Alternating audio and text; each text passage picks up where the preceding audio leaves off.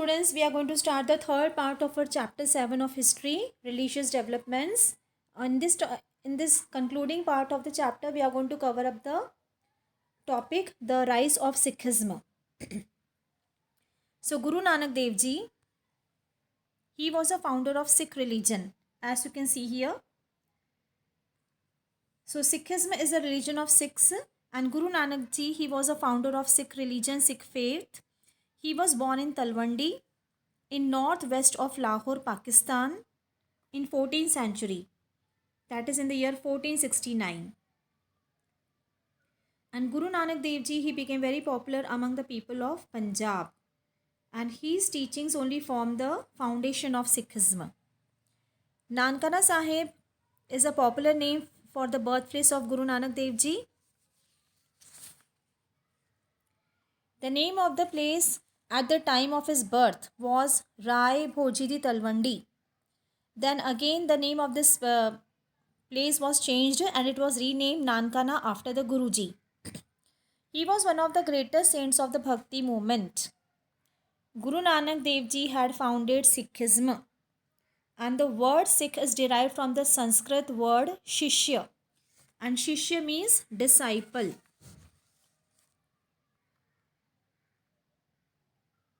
So he was regarded by the Sikhs as the first Guru. So Guru Nanak Ji was the first Guru of Sikhism, and first Guru means one who has chosen by the God to receive and to spread the divine message, that is the message of God.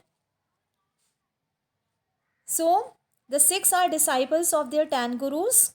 Guru Nanak Dev Ji, who was born in 1469 and left and took Samadhi in 1539, he was the first Guru, and the last Guru was Guru Gobind Singh, as we have seen in the first picture.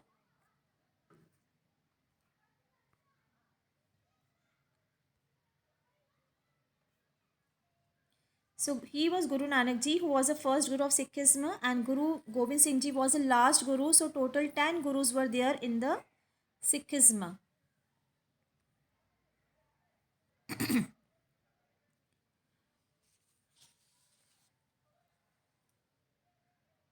In 1496, he had an Guru Nanak Dev Ji. He was very brilliant, very intelligent, very talented, very brilliant since his childhood only.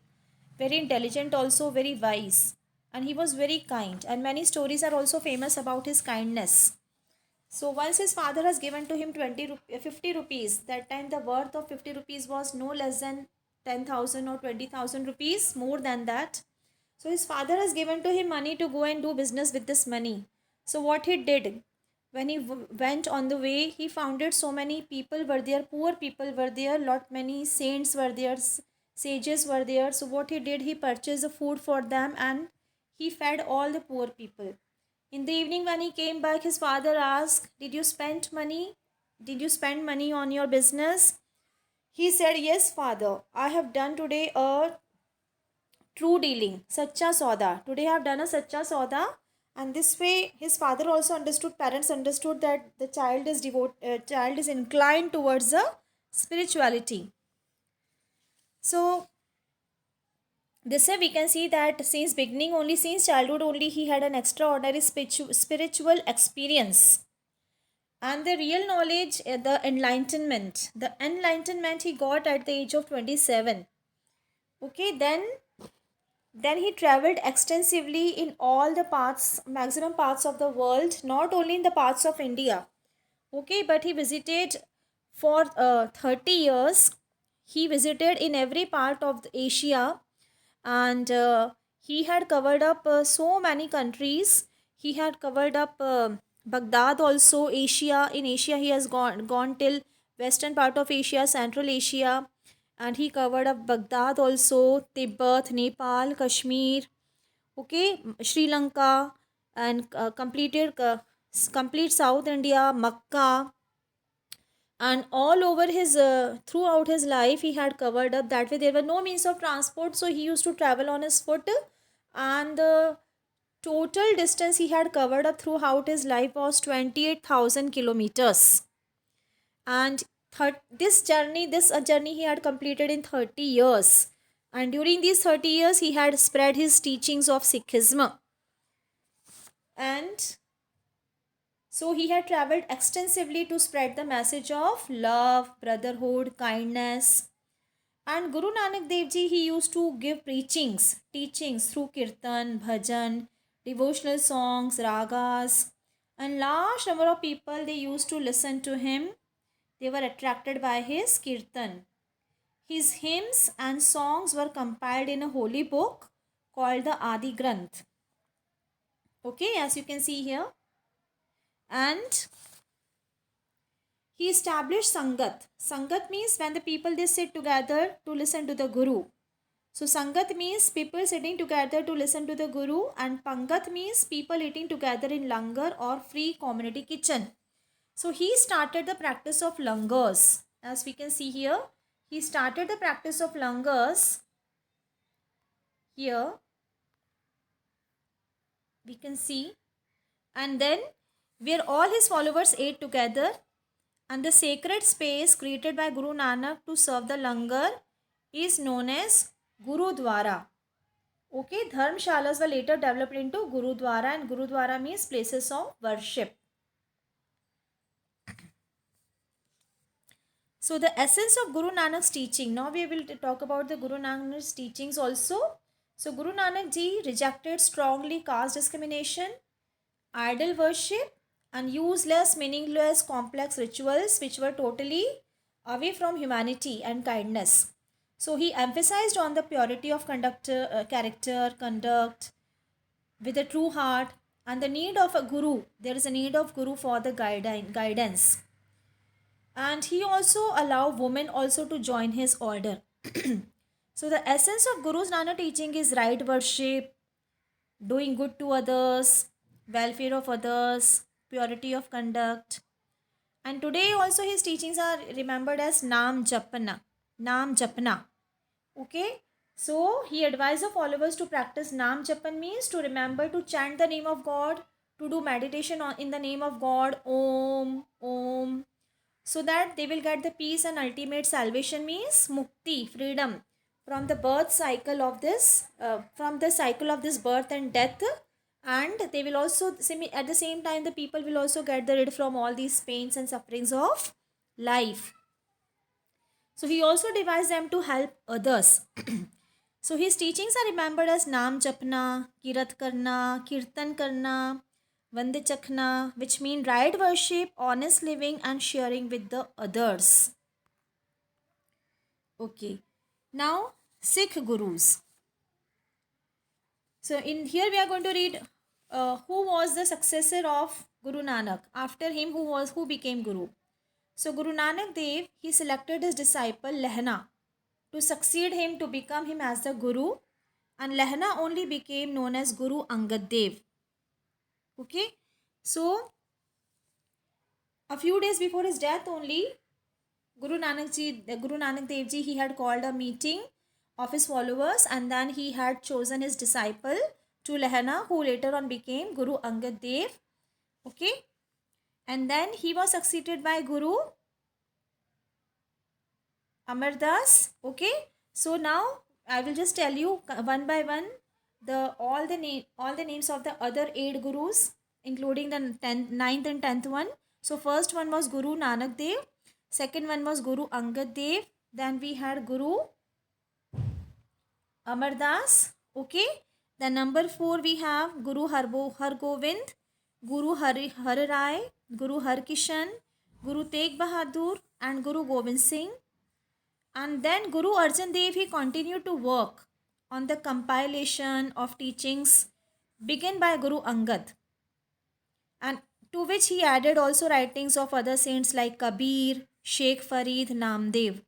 So their teachings, the teachings of these saints also we can find in the compilation work of Granth Sahib, Adi Granth Sahib. His 3 successors also who wrote under the name of Nanak. The 9th Guru was Guru Tegh Bahadur. Okay, so till as long as Mughal Emperor Akbar was there, the Sikhs were having the good and the peaceful harmonious relationships with Mughal emperors. But slowly the relations turned into enmity when Jahangir, he became the Mughal emperor. Okay, so Guru Ramdas was succeeded, as we can see here. So when Jahangir he became, then the situation became worst.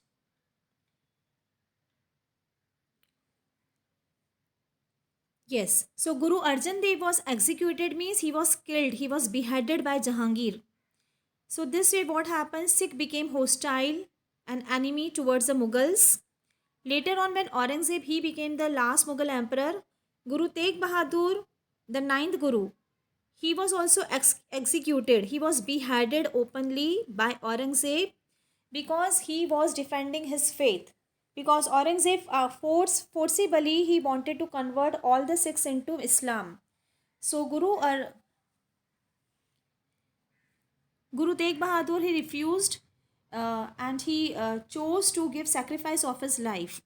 So this way then later on Guru Tegh Bahadur's son and successor Guru Gobind Singh, who was the last Guru of Sikhism, he became Guru, 10th Guru, and he had introduced the custom of Pahul. Pahul is known as baptism. Baptism means when you have taken the pledge with the sweet water. And when you have taken the dagger, dagger means a kind of a sword. Okay. So when you have taken a dagger, you have start keeping a dagger and it has dipped in a sweet water, Amrit. And you have taken the pledge also that you will just protect your religion. Okay. And you will also use a dagger also to protect your faith. So those who got baptized, means those who have taken this dagger dipped with the sweet water, Amrit, they became the members of a disciplined brotherhood. Okay. Known as Khalsa. Khalsa means pure. Khalsa means pure. So the man were given the title, the Sikh man were given the title of Singh, means lion. And they were ordered to help the needy people, the helpless people. And these people very courageous. They were born warriors and they had never shown their back to the enemy. And every member of the Khalsa had to keep the 5 things, distinctive special things as his person, which were the instructions of Guru Gobind Singh. So all the 5 things they started with K only. So the Sikh Khalsa Panth was established by Guru Gobind Singh in 1699, and every member of the Khalsa had to have the 5 Ks or the 5 symbols always with him.